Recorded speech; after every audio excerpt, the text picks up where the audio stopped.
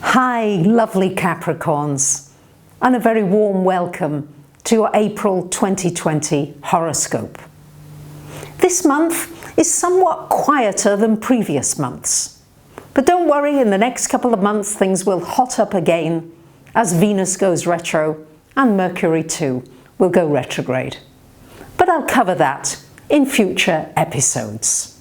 Let me first take a look at how the month looks for you lovely Caps. So on the 4th of the month we have got Venus coming into your 6th house of health and work. So this could be some good news for you about a work situation. It would also be a good time for negotiating a contract, a deal connected with your career. You may find yourself drawn to sweet things. Venus likes sweet stuff. So you may need to find that you are disciplining yourself with your intake of candies and things like that, things that you're drawn to, if you're drawn to that. Venus also in this 6th house is a wonderful time for focusing on loving your physical body, appreciating it. How about appreciating your feet that carry you all over the place? How about appreciating your eyes? Or just the different parts of you and loving your body and really seeing all the wonderful things that it helps you and enables you to do. So that could be very uplifting for you. Now on the 8th of the month we've got a full moon happening right at the top of the chart here. So this is pulling you out a little. What needs to be said? What needs to be done? Maybe it's time to be a little more public. Sometimes you can be a little reticent. No, maybe it's time to come out and speak out and publish something, a blog or a video. This is always when the moon is at the top of the chart.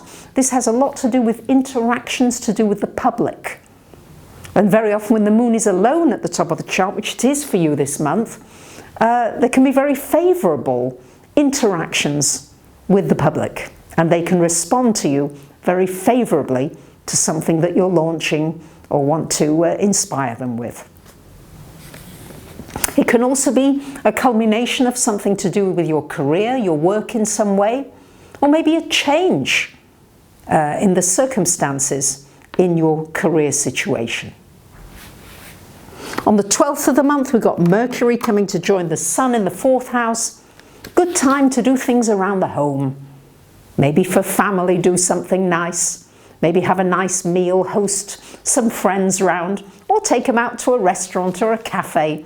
But do something that really feels a little homey.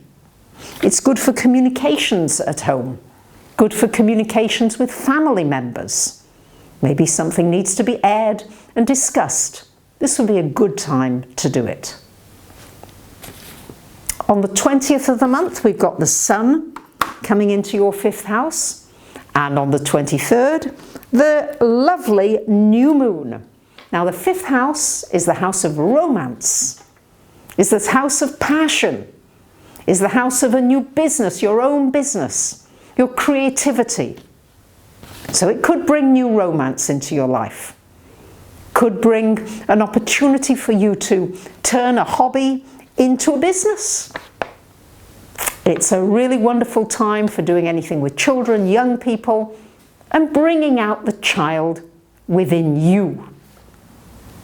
You may get an opportunity to promote something and be very successful with that. And also, this can be quite successful with anything speculative. So yes, if you're thinking of having a flutter or taking a risk, yeah, don't go crazy with it because Uranus is in there, and Uranus always brings a surprise. So if you think something's going up, it might come down, and vice versa. So Mars is in your 2nd house all month. Good time for making money, for being proactive, and really going for what it is that you're wanting, not sitting back and waiting for it to come to you. It's important with all these planets still in your sign, Capricorns, you've been really weighed down with a lot of things in these last years. But Jupiter is asking you, what have I learned? What can I expand into now? What can I grow into? This is a bit like taking the next size in clothes. You know, when you're 8 years old and then you're 10 and suddenly you're bigger. You're bigger now. So what used to fit you doesn't fit anymore. And I mean that not only on a physical level, but also emotionally, mentally, spiritually. Food for thought.